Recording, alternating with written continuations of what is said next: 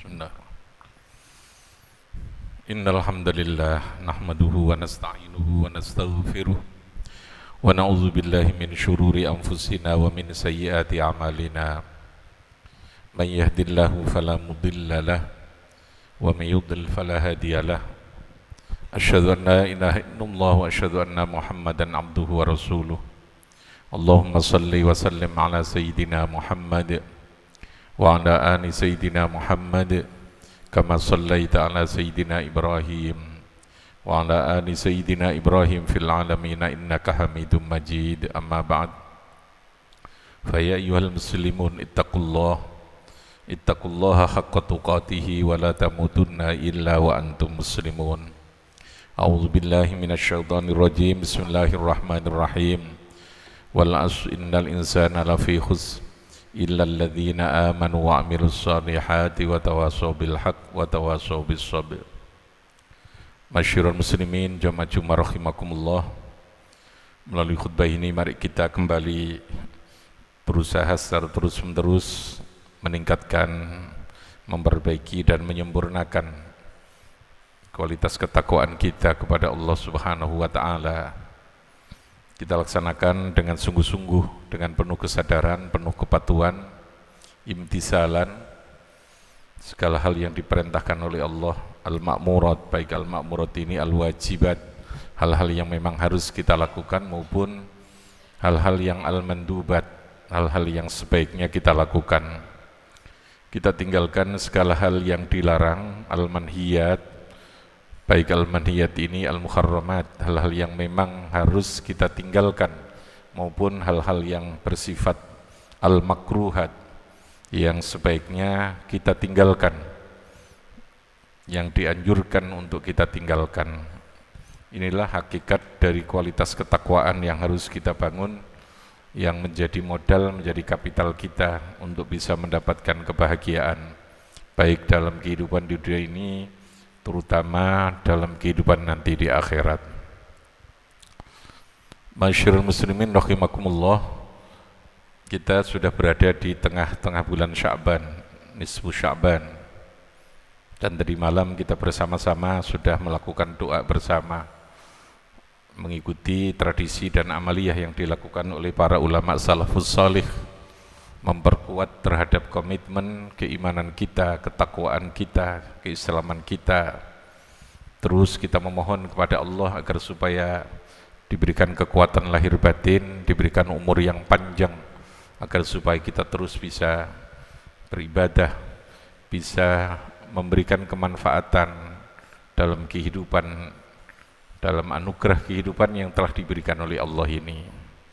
Kita terus mohon kepada Allah yang tadi malam kita perkuat dalam nisfu Sya'ban, dan tentu permohonan dan amalan itu tidak hanya pada malam nisfu Sya'ban, tetapi kita lakukan secara terus-menerus, sehingga kekuatan batin kita untuk menghadapi dan membawa amanat kehidupan ini betul-betul bisa kita lakukan dengan yang terbaik. Ketika kita berada di bulan Sya'ban seperti ini, artinya kita akan masuk pada bulan Ramadan.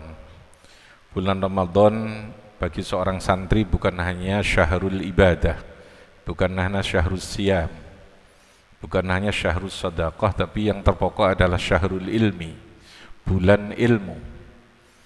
Ada tradisi yang terus-menerus dibiasakan di pesantren, terutama di pondok pesantren Tebuyireng ini, bahwa setiap bulan Ramadan kita ada khataman kitab yang jumlahnya bisa mencapai 50 kitab.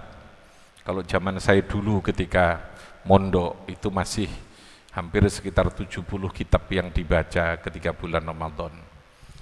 Dan seorang santri bebas untuk memilih sesuai dengan tingkat kemampuan yang dia mampu mengikuti kitab mana yang dia pilih, dan bahkan ikhtiaru ustadzin, ikhtiar muallimin, memilih guru, memilih qari yang akan membaca kitab itu sesuai dengan apa yang kita kehendaki, yang mungkin sesuai dengan model, sesuai dengan cara, metodologi ketika dia menyampaikan. Itulah tradisi yang harus kita jaga bersama, bahwa bulan Ramadan itu syahrul ilmi, Ramadan itu syahrul Quran, Ramadan ini adalah momentum yang begitu baik untuk kita memperbanyak ngaji, memperbanyak ilmu. Kenapa? Karena bagi seorang santri, ilmu itu adalah modal yang paling utama untuk kita bisa mendapatkan kemuliaan dalam kehidupan di dunia ini maupun di akhirat nanti.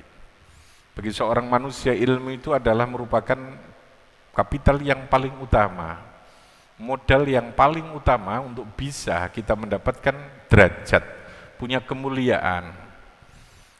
Karena segalanya diciptakan oleh Allah itu dimulai dari ilmu. Adam ketika diciptakan oleh Allah dan lalu kemudian ditugasi sebagai khalifah itu juga dimulai dari ilmu. Wa 'allama Adamal asma. Maka ilmu itu adalah menjadi pintu awalnya kita untuk memasuki pada kehidupan dunia ini untuk bisa meraih sebuah kesuksesan. Kanjeng Nabi Muhammad ketika diutus menjadi seorang rasul itu juga diawali dengan ilmu. Sehingga kalimat pertama yang diinstruksikan oleh Allah kepada Nabi Muhammad itu dalam surat Al-Alaq itu adalah Iqra bismi rabbikal ladzi khalaq. Membaca itu artinya adalah mengilmuni diri, memahami terhadap kehidupan, memahami terhadap Tuhan kita, agar supaya kita betul-betul punya adillah yang yakiniyah di dalam kita meyakini terhadap keberadaan Allah Subhanahu wa ta'ala. Hanya dengan ilmu kita bisa menjaga agama kita. Hanya dengan ilmu kita akan bisa menjadikan orang lain untuk kita dorong menjadi orang yang baik. Segalanya harus dengan ilmu. Orang dakwah, orang menyampaikan kebaikan, kalau tidak punya ilmu, kebaikan itu bisa berubah menjadi sebuah keburukan.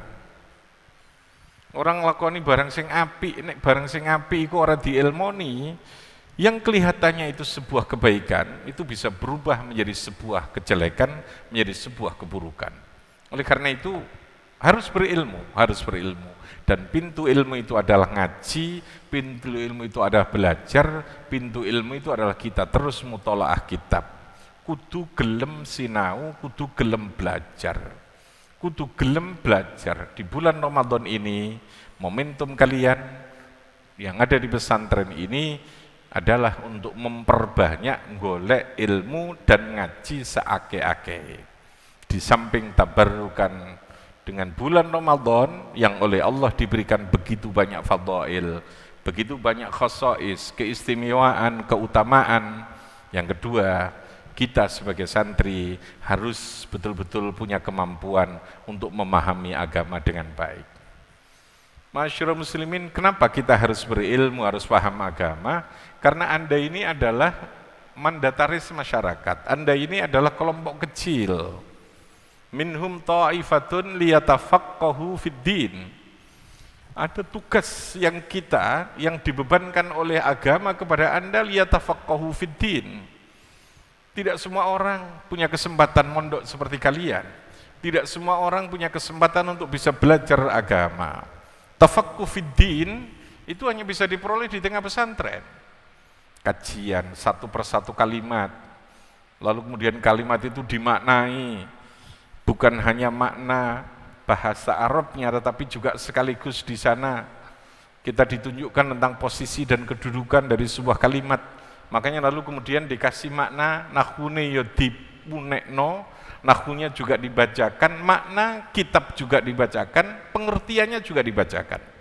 Ada sekian tahap proses belajar kitab kuning itu. Utawi, iki, iku, itu adalah kaitannya dengan nahwu sorof.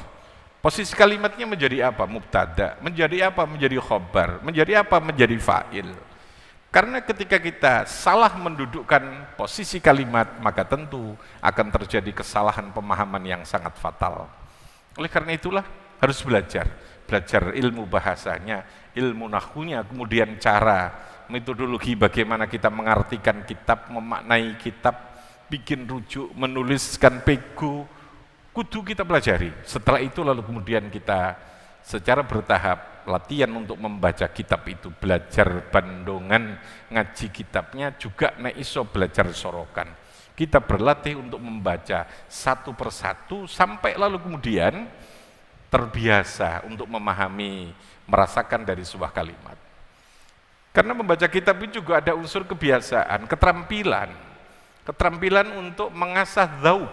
Dzauq itu artinya adalah kepekaan dalam diri kita untuk memahami sebuah kalimat. Kalimat itu diposisikan menjadi apa, makna yang tepat itu apa. Itu hanya bisa dilakukan ketika kita berulang-ulang dan secara terus-menerus belajar dan ngaji kitab itu. Karena hanya dengan model ngaji kitab pesantren lah agama ini bisa dijaga dengan model agama yang rahmatan lil alamin.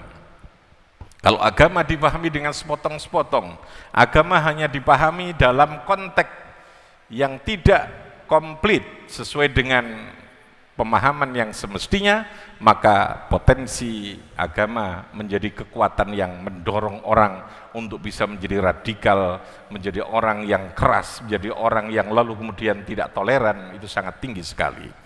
Makanya orang di pesantren hampir tidak ada. Orang pondok pesantren model Nahdlatul Ulama, model Tebuireng ini hampir tidak mungkin melahirkan seorang teroris, hampir tidak mungkin melahirkan pikiran-pikiran yang radikal. Kenapa? Karena kita belajar agama secara syumuli, secara komprehensif, secara tuntas dari semua aspek.